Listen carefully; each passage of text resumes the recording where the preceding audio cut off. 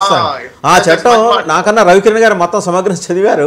ఆ చట్టంలో ఆ వెసులుబాటు లేదు. ఇప్పుడు బోర్డ్ హ్యాస్ టు రీకాన్స్టిట్యూట్ అంటే ఆ చట్టాన్ని సవరణ ఏదైనా చేయాలి, ప్రభుత్వ పరంగా దానికి ఆమోద ముద్ర రావాలి.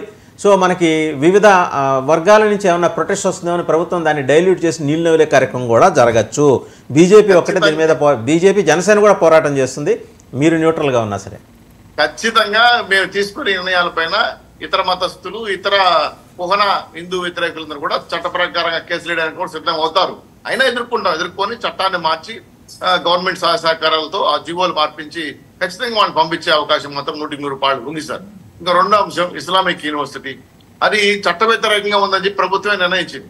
కానీ వైసీపీ వాళ్ళు దానికి కాస్త సహాయ సహకారాలు అందించారు. ఇప్పుడు మళ్ళీ దాన్ని తిరగదోలి ఖచ్చితంగా ఆ సంస్థను క్లోజ్ చేపించి ఆ యొక్క భూములు ఆ యొక్క ఆస్తులు ప్రభుత్వం చేసుకోవాలని ఖచ్చితంగా తీర్మానం అయితే జరుగుతుంది సార్. దీని మీద డిస్కస్ కూడా జరుగుతూ ఉంది. ఎందుకంటే ఎంతవరకు కోర్టు కేసులు ఆ మీద ఈరా గారి మీద ఎంతమంది కేసులు వచ్చాయి, ఆ ల్యాండ్స్ అన్ని కూడా ఏ సర్వే నెంబర్లు ఉన్నాయి, ఎవరి భూముల కింద తీసుకున్నారు, అవన్నీ కూడా అంశాలు ఉన్నాయి. అక్కడ తిరుపతి దేవస్థానం ఒక సంబంధించిన ఒక గోపురం ఉంది ఆ ప్రాంతం. ఆ గోపురం ఇప్పుడు కనబడట్లా, ఆనవాళ్ళు ఉండేది గతం నేను కూడా నాకు గుర్తుంది. ఆ గోపురం మాయమైపోయింది, మొత్తం ఆ యొక్క ఇస్లామిక్ యూనివర్సిటీ అయిపోయింది. కాబట్టి ఖచ్చితంగా అక్కడున్న కాలవపురం భూములు, కొంతమంది ఎస్సీ భూములు ఈ దేవస్థానం భూములు కట్టింది అనేది నిదర్శనం కనబడుతుంది. కాబట్టి ఖచ్చితంగా రద్దు చేసి ఆ భూములు అయితే ప్రభుత్వం చేస్తున్న విషయాన్ని చాలా స్పష్టంగా చెప్తున్నాం.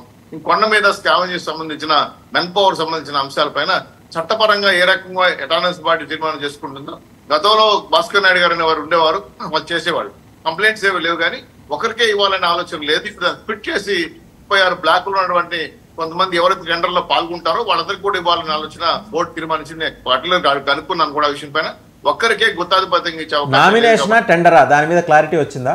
లేదు సార్, టెండర్ వచ్చింది సార్, టెండర్ వేస్తున్నారు. ఆల్రెడీ ఈ బోర్డులో కూడా చెప్పాలని అన్నారు, కానీ ప్రభుత్వం అడిగిందని ఆపారు.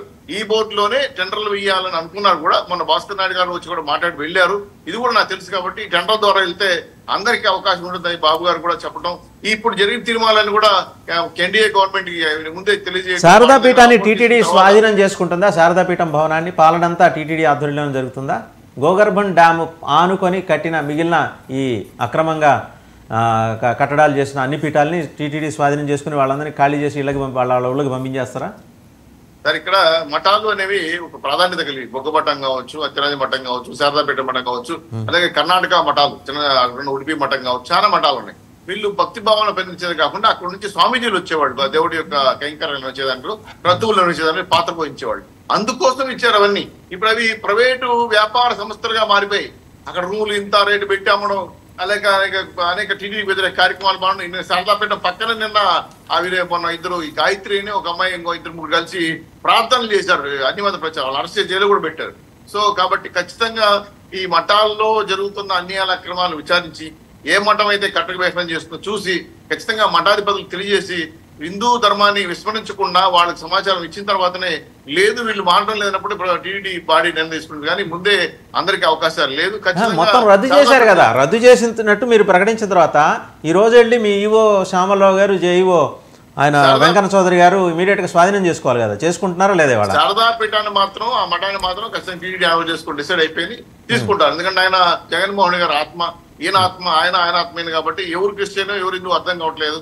ఆ మఠం కింద చాలా నష్టకరమైన అంశాలు జరుగుతున్నాయని కూడా చాలా అంశాలు కూడా ప్రవేశపెట్టారు. దాని మీద నిజవేదిక కూడా తీసుకున్నారు.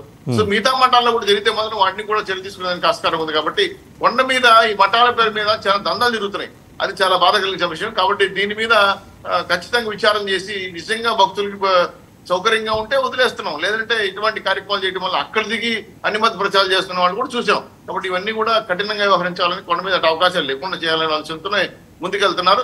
టీటీడీ తిరుపతి దేవస్థానం రాజకీయ ప్రసంగాలు చేసినా, అన్ని మత ప్రచారం చేసినా కఠిన చర్యలే కాదు జైలు పాలవుతారని కూడా తీర్మానం చేశారు. కాబట్టి ఇవన్నీ కూడా వాళ్ళకి భయం కలిగించే విషయం. అందుకే కొత్త పాలక మండలిలో నేను ఒకటి అనుకున్నాను శ్రీనివాస్ చౌదరి గారు, తొలి సమావేశంలో చెవిరెడ్డి భాస్కర్ రెడ్డి గారి శ్రీవాణి ట్రస్ట్ నిధుల మళ్లింపు గురించి ఏమన్నా మాట్లాడతారంటే దాని మీద మాట్లాడాల. అక్రమంగా అదేంటండి మీరు టీటీడీ, ఆయనకి ఇంకో టీటీడీ టెంపుల్ ఒకటి ఉంది కదా, ఆ ఊరి పేరేంటో మర్చిపోయాను నేను, తుమ్మలకుంట తిరుపతి దేవస్థానం, దానికి మళ్లించిన నిధుల మీద అక్కడ చెక్కులు టీటీడీ పేరుతో వచ్చిన చెక్కులు తీసుకుని దానికి నిధులు ఆ అకౌంట్లో వేసుకున్న దాని మీద విచారణ చేస్తామనే మాట రాలా.